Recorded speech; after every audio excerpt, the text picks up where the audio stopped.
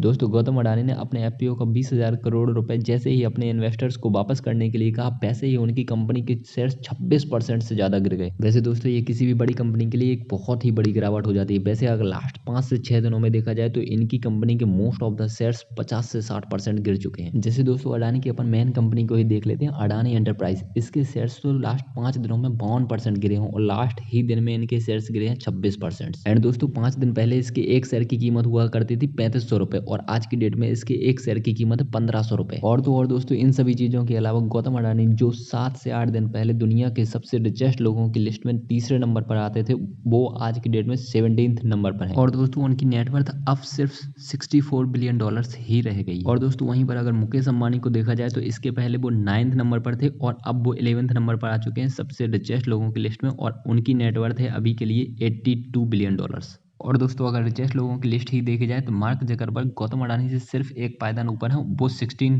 Number पर है। और दोस्तों क्या आप गैस कर सकते हैं नंबर 1 पर कौन है? एलोन मस्क नहीं है, जेफ बेजोस भी नहीं है, फ्रांस की एक बर्नार्ड अर्नोल्ड फैमिली है जिसकी नेटवर्थ 213 बिलियन डॉलर्स है। एंड दूसरे पर ऑफ कोर्स एलोन मस्क आ जाते हैं, 183 बिलियन डॉलर्स की नेटवर्थ है और ये यूएसए से बिलोंग करते हैं। एंड तीसरे नंबर पर फिर से जेफ बेजोस आ जाते हैं, ये 128 बिलियन डॉलर्स की नेटवर्थ है और ये भी यूएसए से हैं। वैसे दोस्तों ये अडानी एंड हिंडनबर्ग का पूरा किस्सा अडानी के एफपीओ से ही शुरू हुआ था। जैसे ही अडानी ने प्लान किया कि 20,000 करोड़ रुपए का एफपीओ लाएंगे एंड अपनी कंपनी को एक्सपेंड करेंगे, वैसे ही हिंडनबर्ग ने अपनी रिपोर्ट्स पब्लिश करनी शुरू कर दी एंड काफी सारी नेगेटिव चीजें पब्लिश करी अपनी रिपोर्ट्स में। वैसे दोस्तों ऐसा भी नहीं है कि हिंडनबर्ग ने सिर्फ अडानी के खिलाफ ही काफी नेगेटिव चीजें पब्लिश करी हैं और इन्हीं के शेयर्स को नेगेटिवली इंपैक्ट किया है। इसके पहले वो और भी बहुत सारी बड़ी बड़ी कंपनियों की रिपोर्ट्स पब्लिश कर चुकी हैं और वहां पर भी काफी सारी नेगेटिव चीजें पब्लिश करी थी और उनके शेयर्स भी बहुत ज्यादा गिर चुके हैं। वैसे दोस्तों एक और चीज, हिंडनबर्ग ने ये वाली रिपोर्ट तभी पब्लिश करी, तभी ये सारी नेगेटिव चीजें सामने आई जब अडानी ने एनडीटीवी को एक्वायर कर लिया। ये भले ही कोइंसिडेंस हो या फिर कुछ और हो, ये सारी चीजें आप खुद ऑब्जर्व कर लीजिएगा। एंड दोस्तों हिंडनबर्ग के अलावा एक और यूएसए की ही कंपनी क्रेडिट स्विस, उसने तो अडानी के बॉन्ड्स को भी स्वीकार करने से मना कर दिया। एंड बॉन्ड तो आप जानते ही होंगे कि बॉन्ड क्या होता है। बॉन्ड बेसिकली गवर्नमेंट या फिर बहुत बड़ी बड़ी कंपनीज इशू कर सकती हैं एंड जब वो बोरो करती हैं पैसा तो वो लिख करके देती हैं कि हाँ आप यहाँ पर पैसा लगा रहे हैं एंड आपको 7% या फिर 8%